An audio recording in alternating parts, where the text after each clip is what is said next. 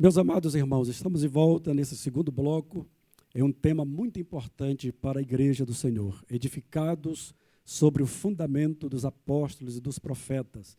Já ouvimos aqui os comentários do pastor Epaminondas, do pastor Nilson, comentários bem colocados na inspiração do Espírito de Deus, onde temos aprendido que o nosso fundamento é Cristo, são os ensinos de Cristo, tudo aquilo que Cristo ensinou para os apóstolos e profetas.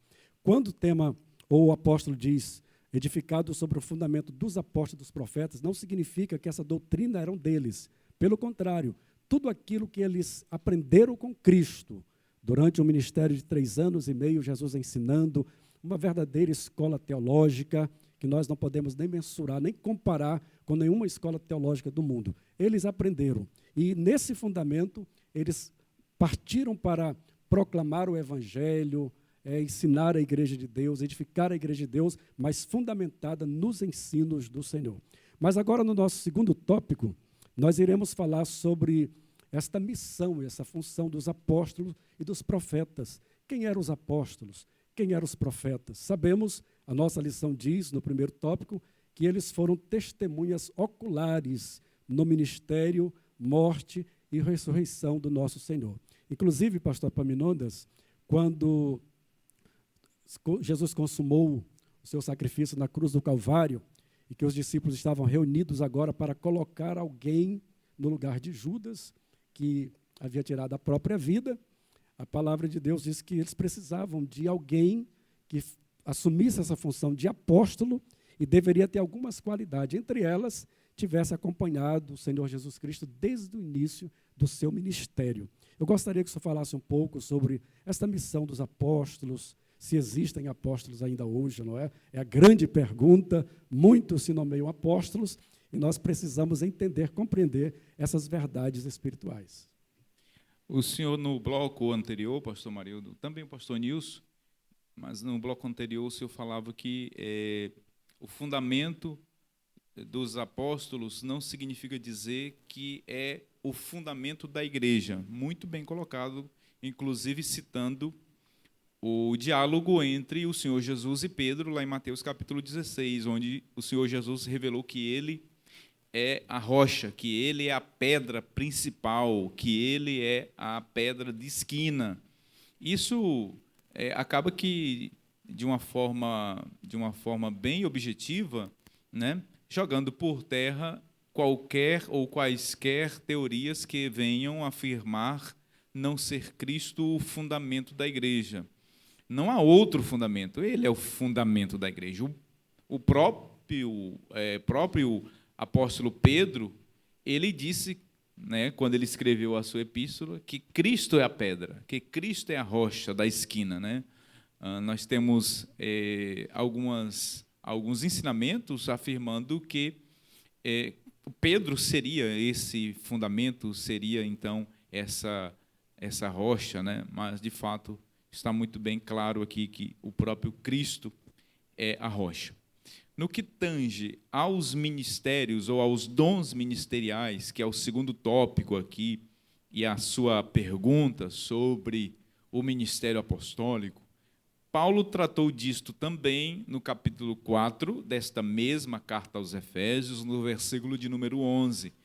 Ele disse que Deus concedeu uns para apóstolos, outros para profetas, outros para evangelistas, outros para serem pastores e outros para serem mestres. Nós temos, portanto, neste versículo, 5 dons ministeriais. O autor achou por bem comentar aqui sobre 2 destes dons ministeriais, sobre apóstolos e profetas. Bom, no que se refere aos apóstolos, Jesus ele escolheu 12 apóstolos. É sabido por todos nós que um dos 12, o traidor Judas, ele, após sua morte, no capítulo 1 de Atos dos Apóstolos, o senhor já fez referência a isso, né? Foi escolhido um outro para ocupar a cadeira que estava vaga e, portanto, ali completando o colégio apostólico dos 12. É fato também que Matias, após a sua escolha, não há nada registrado sobre ele, senão, não me lembro agora, um dos pais da igreja falou as atividades de Matias, mas Matias desaparece do cenário apostólico. E nós temos, no capítulo de número 6 de Atos dos Apóstolos, né, ali está muito claro qual é a atividade apostólica. A palavra apóstolo, no grego apostoles, ela significa literalmente mensageiro enviado, aquele que foi enviado ou simplesmente mensageiro. E nós temos aqui as credenciais de um apóstolo. Estas credenciais, né, esses requisitos apostólicos, eles estão estabelecidos no livro histórico da igreja, Atos dos Apóstolos. Ali, pastor Amarildo, nós podemos perceber que, para Matias ser escolhido entre aqueles que foram ali selecionados para ocupar a cadeira de Judas, eles precisavam pelo menos dessas características, né? Os apóstolos eles deveriam ser testemunhas oculares do ministério de Jesus, ou seja, eles deveriam ter caminhado com Jesus, eles deveriam ter feito parte daqueles que receberam diretamente os ensinamentos de Jesus, eles deveriam ter sido testemunhas oculares da sua morte e também da sua ressurreição. Vejam que os apóstolos, eles originalmente, eu estou falando do ponto de vista originalmente, eles deveriam ter estes requisitos. E aí alguém pode até questionar sobre o apostolado de Paulo, como ele foi questionado. Inclusive, os coríntios questionaram, né, o apostolado de Paulo, a autoridade apostólica de Paulo. O próprio Senhor Jesus apareceu a Paulo. Paulo viu Cristo ressurreto. Paulo vai defender a sua apostolicidade, colocando exatamente esses requisitos. E vejam que quando Paulo estabelece aqui que os apóstolos, ou os ensinamentos dos apóstolos, ou a doutrina dos apóstolos, é aquilo que está fundamentado na pedra angular, na pedra de esquina, isso deixa claro que não é a vida dos apóstolos em si que é o fundamento, mas o que eles ensinavam é a doutrina dos apóstolos que constitui o fundamento que está sobre a pedra. Ou seja, de um modo ou de outro, nós temos o fundamento que está sobre a rocha, sobre a pedra. E, concluindo, respondendo a sua pergunta, se existe apóstolo hoje, evidentemente, fica muito claro que, pelos critérios estabelecidos pela palavra de Deus, não há sucessão apostólica, não há, nos moldes, né, dos apóstolos dos tempos da igreja primitiva, de modo algum, não há essa repetição deste ministério, ou seja, não há esse fundamento sendo sucessivo, né? O que nós temos hoje são pessoas que são enviadas, que são missionários, mas que não têm o mesmo condão do ministério apostólico dos dias de Jesus, de modo algum. O que temos hoje são pessoas que nós podemos lançar mão do conceito, né, de apóstolo, que é enviado, alguém que é enviado para fazer algum trabalho missionário, para plantar igrejas, mas não no sentido de ser fundamento para a igreja, ou seja, não no sentido de receber ou de sistematizar os ensinamentos de Jesus, como os apóstolos assim o fizeram. Então, eu comungo da ideia, do conceito que eu acredito vocês também, que apóstolo somente nos dias de Jesus. Que bênção, queridos. Como é bom nós aprendermos a palavra de Deus. Como é bom nós termos conhecimento do Senhor. Por isso, o profeta Oséias, inspirado pelo Espírito do Senhor, disse: o meu povo erra, transgride por não ter conhecimento. Nós precisamos buscar o conhecimento de Deus. Então, veja, na exposição do pastor Epaminondas, nós aprendemos que aos apóstolos foi confiado o ministério da palavra com compromisso de instruírem a igreja. Da mesma forma hoje, pastor Epaminondas, é dado também aos pastores, aos líderes, esta grande responsabilidade de ter a doutrina de Cristo na sua essência. Ela não pode ser adulterada, não pode, jamais. Nós precisamos ser fiéis aos santos ensinamentos do Senhor. Os apóstolos, portanto, são aqueles que foram comissionados por Cristo para a igreja primitiva, e a mensagem de Cristo se tornou o fundamento. Essa mensagem de Cristo é a doutrina que os apóstolos apregoavam, ensinavam à igreja. E nós precisamos compreender essa questão da doutrina dos apóstolos, pastor Nilson. Percebemos que a igreja primitiva vivia em unidade. Em Atos diz que viviam na comunhão, no partir do pão, nas orações, e tinham tudo em comum. Estavam bem alicerçados nessa doutrina dos apóstolos. Doutrina significa ensino, instrução, orientação. A imagem da pedra angular, a imagem da pedra de esquina, é de que Jesus Cristo, a sua pessoa, o seu ensino, a sua doutrina e a sua obra constituem o fundamento dos fundamentos da igreja. Mas sobre Jesus Cristo está o fundamento dos apóstolos e profetas do Novo Testamento.